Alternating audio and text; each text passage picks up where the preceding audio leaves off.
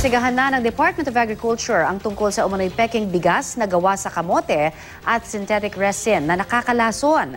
Ang National Food Authority nauna nang iginiit na walang nakahalong fake rice sa mga ibinibenta ngayon sa bansa. Balitang hatid ni Sherry Ann Torres.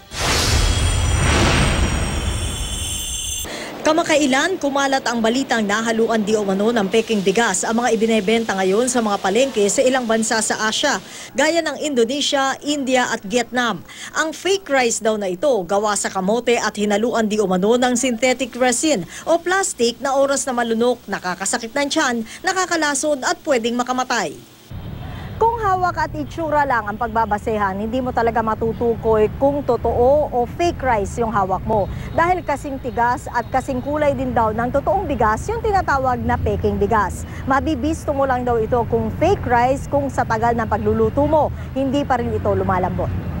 Ang National Food Authority na tagasala ng mga pumapasok na imported rice sa Pilipinas, agad pinawi ang pangamba ng publiko tungkol sa sinasabing fake rice, lalo't bulto na imported rice natin nanggagaling sa Vietnam, gaya na lang ng 300,000 metric tons na bigas na dumating nitong Abril.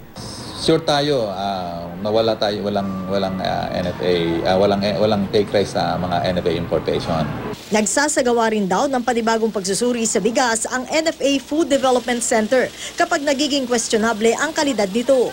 Pinaiimbestigahan na rin daw ng Department of Agriculture sa Bureau of Plant Industry o BPI ang kwento tungkol sa di umano'y fake rice. Ang BPI ang sumusuri sa mga imported na bigas na ipinapasok sa bansa. Nagtanong po ako sa Bureau of Plant Industry, wala po tayong nagiging balita pa na pumapasok po na fake rice dito po sa Pilipinas, at we have instructed na rin po BPI na mas pag-ibayuhin pa po nila yung kanilang pagtitesting tungkol po dito sa sinasabi po nila na fake rice. Sherry Ann Torres, GMA.